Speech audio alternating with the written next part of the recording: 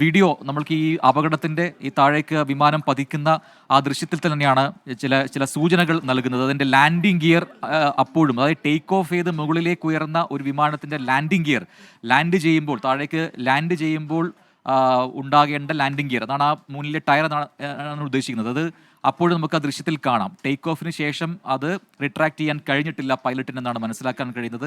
ഒരുപക്ഷെ അതായിരിക്കില്ല അപകട കാരണം, പക്ഷേ അത് കൊണ്ട് ചില അപകടങ്ങൾ ഉണ്ടാകാം എന്നാണ് വിദഗ്ധർ ഇപ്പോൾ പറയുന്നത്.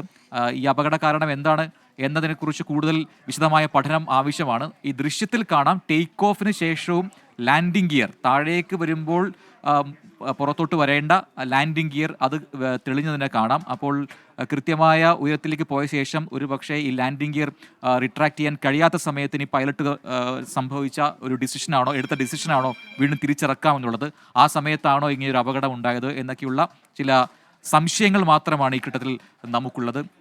ചില ദൃശ്യങ്ങൾ കൂടി, പുതിയ ദൃശ്യങ്ങൾ കൂടി, അപകട സ്ഥലത്തു നിന്നുള്ള ദൃശ്യങ്ങൾ കൂടി നമുക്ക് ലഭിക്കുന്നുണ്ട്. അതിൽ ഈ വിമാനം കെട്ടിടത്തിന് മുകളിലേക്ക് ഇടിച്ച് കയറിയിരിക്കുന്നത് കാണാം.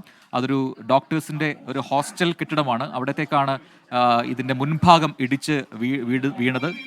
ഇതിനോടകം തന്നെ അവിടുത്തെ തീപിടുത്തം അത് പൂർണ്ണമായും നിയന്ത്രണ വിധേയമാക്കാൻ കഴിഞ്ഞിട്ടുണ്ട്. അപ്പോഴാണ് ഇത് ഏത് രീതിയിലാണ് ഈ കെട്ടിടത്തിലേക്ക് പതിച്ചത് എന്നത് ഇപ്പോൾ മനസ്സിലാക്കാൻ കഴിയുന്നത്. അതിൻ്റെ മുൻഭാഗം കെട്ടിടത്തിൻ്റെ മുകൾ നിലയിലേക്ക് ഇടിച്ചിറങ്ങിയ നിലയിലാണ്. ടെയിൽ എൻഡ്, അതിൻ്റെ വാൽഭാഗം നമുക്ക് അപ്പുറത്തെ സൈഡിൽ നിന്നും ആ കെട്ടിടത്തിൻ്റെ മറുഭാഗത്തു നിന്നും കാണാൻ കഴിയുന്നുണ്ട്. അങ്ങനെയാണ് ഈ അപകടം അവിടെ ഉണ്ടായതെന്നാണ് മനസ്സിലാക്കാൻ കഴിയുന്നത്. പക്ഷേ ഈ രീതിയിൽ ടേക്ക് ഓഫിന് ശേഷം താഴേക്ക് തിരിച്ച് ഇറങ്ങുകയും പിന്നീട് വീണ്ടും മുകളിലേക്ക് ഉയരാനുള്ള പൈലറ്റിൻ്റെ ശ്രമങ്ങളൊക്കെ നമുക്ക് ആ അപകടത്തിൻ്റെ ദൃശ്യത്തിൽ നിന്നും വ്യക്തവുമാണ്.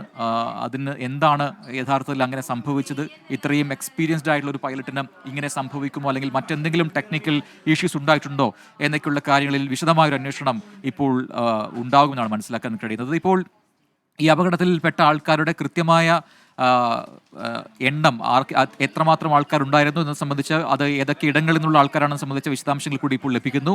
242 പേർ ആകെ ഈ വിമാനത്തിൽ ഉണ്ടായിരുന്നു. അതിൽ 169 ഇന്ത്യൻ പൗരന്മാർ, 53 ബ്രിട്ടീഷ് പൗരന്മാർ, ഒരു കനേഡിയൻ പൗരൻ, ഒപ്പം 7 പോർച്ചുഗീസ് പൗരന്മാർ. ഈ രീതിയിലാണ് യാത്രക്കാരുടെ എണ്ണവും ഏതൊക്കെ ഇടങ്ങളിൽ നിന്നാണെന്നും മനസ്സിലാക്കാൻ കഴിയുന്നത്.